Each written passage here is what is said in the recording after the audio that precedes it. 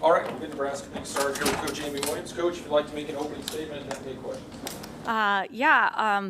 Just disappointed to lose ever, but particularly at home in front of this fantastic crowd. Just so proud of Husker Nation, the way they came out for us today on a Monday afternoon. And you know, we were not as sharp as we needed to be able to win games against ranked opponents in the Big Ten Conference. Too many points off our turnovers, too many points off, second chance points off rebounds for Southern Cal today for us to be able to come out victorious.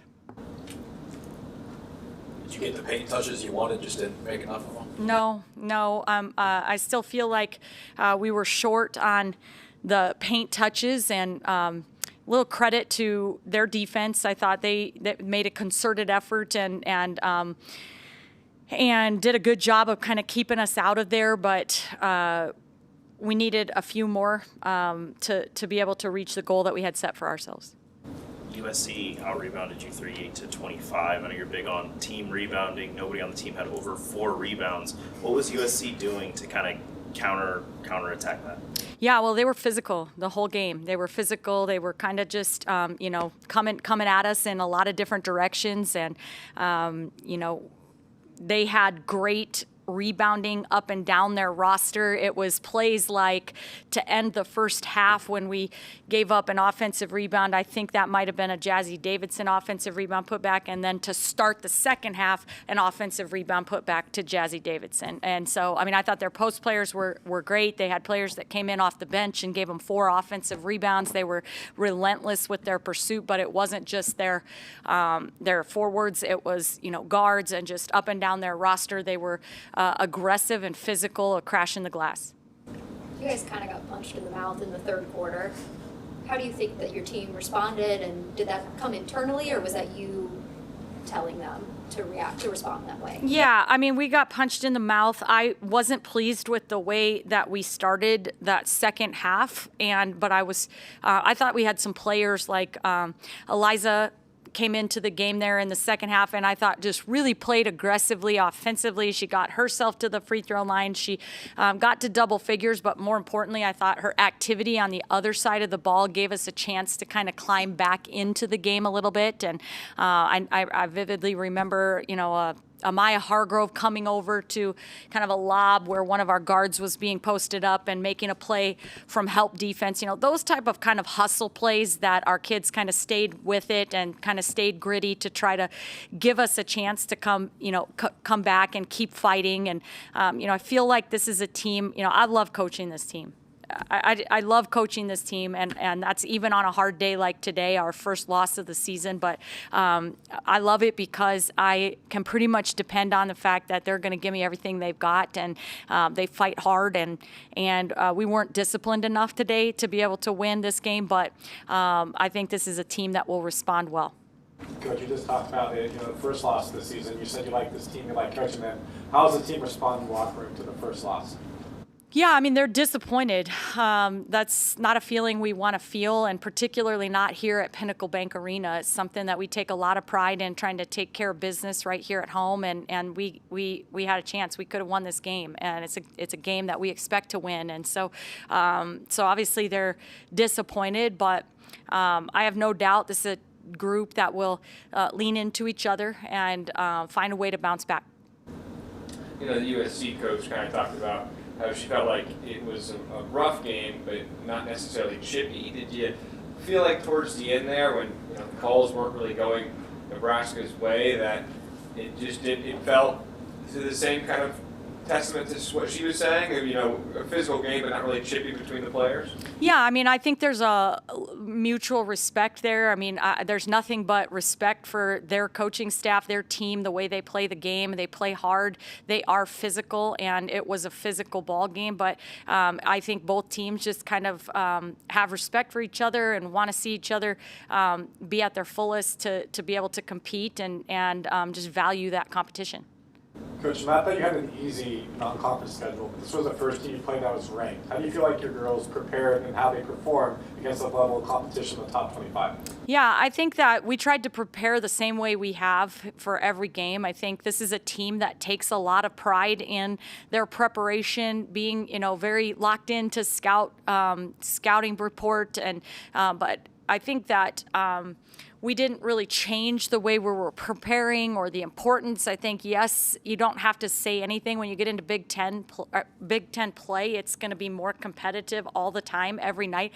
Teams will make you pay for if you're not locked for every single possession. And I think that's something that, just we're realizing that sense of urgency to each and every possession. But I feel like it's the same way we've prepared for every game on our non-conference schedule to get us prepared for these moments. Quick turnaround, probably not going to talk to you. Just how do you guys, what's the message, I guess, over these next 2 days or so to reset and get ready for Iowa? Yeah, the message is just, what are the things that we can control that can make us the best version of ourselves? And we know that every single game, it's going to be a battle. It's going to be a war, especially going on the road in this league. But can we control what we can control? What kinds of things can we correct tomorrow in practice to try to help us be the best version of ourselves? Coach, there was a chance maybe Paz was going to play today. Do you have maybe a status update on her and why she didn't go? Yeah, Natalie remains day to day right now, and we're just continuing to evaluate, her rehab process and just kind of support her as she continues to fight through that. I guess just when the game's kind of coming down the wire, Britt does such a good job passing and facilitating, but do you ever have conversations with her in terms of being the first option looking to score, or do you think that she just does a good job just running the plays and sets that you guys have, especially late in games like this? Yeah, I think that we have certain opportunities where we really want to put the ball in her hands to make great decisions. And sometimes, it comes down to she can go make a play for herself. And sometimes the way that teams are defending her and really collapsing to her, it requires that she creates and makes plays for other people. And the great thing is she has confidence and faith in all of her teammates that if that happens and teams are really trying to collapse to her or trap her off ball screens or do things different to pull the ball out of her hands, that she's a pretty smart, high IQ player that trusts her teammates and will make plays for others. And her teammates also have the utmost confidence in her, and they know that our team is our best when she stays aggressive. Anything else for Coach Williams? Okay. Thanks, Logan guys. Nestle and Britt Prince will be in a second.